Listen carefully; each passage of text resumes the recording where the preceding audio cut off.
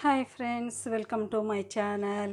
ఈరోజు నేను చేసిన రెసిపీ ఏంటంటే వేడివేడిగా గుమ్మగుమ్మలాడే మన నెల్లూరు స్పెషల్ పప్పులుసు. చూడండి ఎంత బాగుందో, చాలా బాగుంటుంది. వేడి వేడి అన్నంలో కనుక ఇలా వేసుకొని తింటే ఎంత కమ్మగా ఉంటుందో. చూడండి ఎంత బాగుందో. రండి ఇప్పుడైతే వీడియోలోకి వెళ్ళిపోదాము. ఈ కమ్మని మన నెల్లూరు స్పెషల్ పప్పులుసు ఎలా చేయాలో మీతో అయితే షేర్ చేసుకుంటాను. రండి వీడియోలోకి అయితే వెళ్ళిపోదాం. చూడండి ఎంత బాగుందో. ఇప్పుడు ముందుగా నెల్లూరు స్పెషల్ అయిన పప్పులుసులోకి కందిపప్పు అయితే తీసుకున్నాను. ఒక కుక్కర్ తీసుకొని కుక్కర్లో ఈ కందిపప్పుని వేసేసుకోవాలి. 1/4 కిలో వరకు ఉంటుంది ఈ పప్పు అయితే.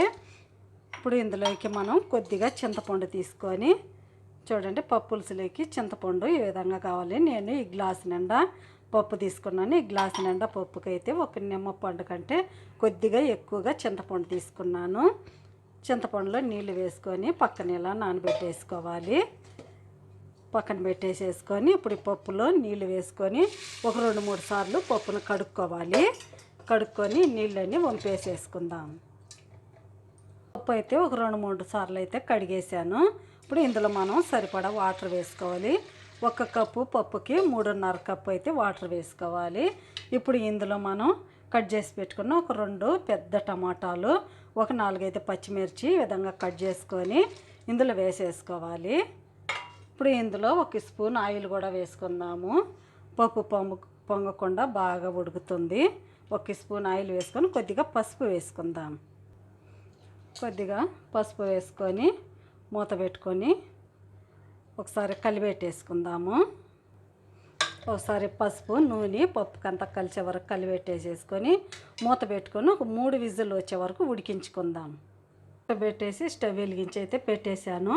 ఒక 3 విజిల్ ఉడికే వరకు ఉడికించుకుందాం. 3 విజిల్ వచ్చే వరకు అయితే ఉడికించుకున్నాను. ఇప్పుడైతే మూత తెచ్చొద్దాం. చూడండి బాగా అయితే మెత్తగా ఉడికిపోయింది. ఇప్పుడు ఇందులో ఉప్పు వేసుకొని మెదుపుకుందాం.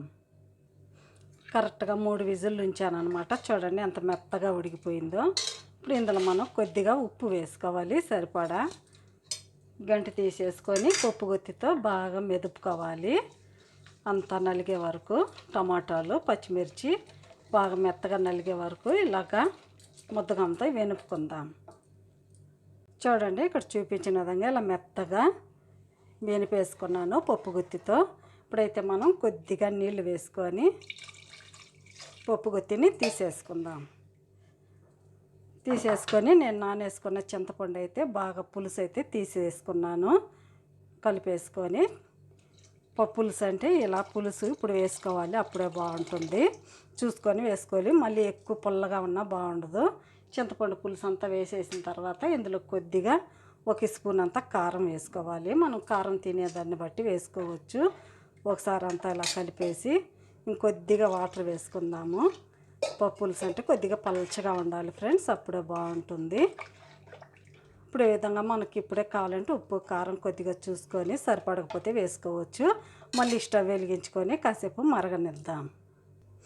స్టవ్ వెలిగించుకొని మళ్ళీ అయితే స్టవ్ మీద పెట్టేసాను. కొద్దిగా చిక్కగా ఉంది కదా, ఇంకొద్దిగా చింతపండు నీళ్ళు అయితే కొద్దిగా వేసుకుంటున్నాను. మనం కావాల్సిన దాన్ని బట్టి వేసుకోవచ్చు. ఇంకొద్దిగా వాటర్ వేసుకొని ఒకసారి బాగా కలిపెట్టేసేసి పప్పుని బాగా మరగనిద్దాం. చూడండి ఈ విధంగా ఉంటే సరిపోతుంది. కావాల్సింటే ఇంకొద్దిగానే వేసుకోవచ్చు. ఈ విధంగా పల్చగా ఉండాలి. మరగనిద్దాం. చూడండి ఇక్కడ చూపించిన విధంగా బాగా పప్పులుసు అయితే మరిగిపోయింది. ఈ విధంగా మరిగిపోవాలి. మంచి గుమ్మగుమ్మలాడుతూ ఇప్పుడే మంచి స్మెల్ అయితే వస్తుంది. ఇప్పుడైతే మనం ఇంకొక పక్కన స్టవ్ వెలిగించుకొని పోపు వేసుకుందాం. వెలిగించుకొని ఇంకొక పక్క ఒక ప్యాన్ అయితే పెట్టేశాను. ఇప్పుడు ఇందులో పోపుకి ఆయిల్ వేసుకుందాము. ఒక 2 స్పూన్లంతా ఆయిల్ వేసుకొని ఆయిల్ కాస్త వేడెక్కనిద్దాం. ఆయిల్ బాగా వేడైన తర్వాత ఇందులో ఆవాలు జీలకర్ర పోపు దినుసులు వేసుకోవాలి. 2 వెల్లుల్లిపాయలు తల కొట్టుకొని వేసుకోవాలి. 2 ఎండుమిర్చి వేసుకుందాము. కొద్దిగా కరివేపాకు, సన్నలుగా పొడవుగా కట్ చేసుకున్న ఉల్లిపాయలు వేసుకోవాలి. వేసుకొని బాగా మంచి కలర్ వచ్చే వరకు ఫ్రై చేసుకుందాం. ఉల్లిపాయలు బాగా మంచి రెడ్ కలర్ వచ్చే వరకు ఫ్రై చేసుకోవాలి. చూడండి ఇక్కడ చూపించిన విధంగా మంచి కలర్ అయితే వచ్చింది కదా. ఇప్పుడు మనం పప్పుచారుని ఇందులో వేసేసుకోవాలి. పప్పుల్స్ని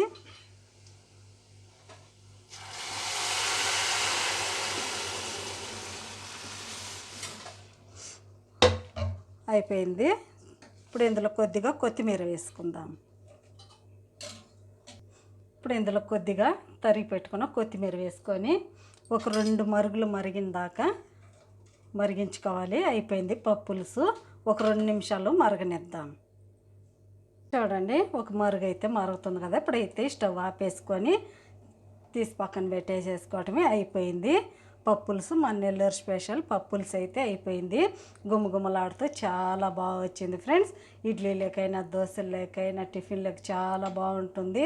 వేడి వేడి అన్నంలో కనుక ఇలా వేసుకొని తింటే చాలా బాగుంటుంది. చూడండి ఎంత బాగుందో. ప్లీజ్ మీకు కనుక నచ్చితే నా ఛానల్ని సబ్స్క్రైబ్ చేయండి, సపోర్ట్ చేయండి, ఇతరులకు షేర్ చేయండి. బాయ్. మళ్ళీ ఇంకో వీడియోలో అయితే కలుద్దాం. మీకు ఎలా అనిపించిందో నాకైతే కామెంట్లో తెలపండి. బాయ్.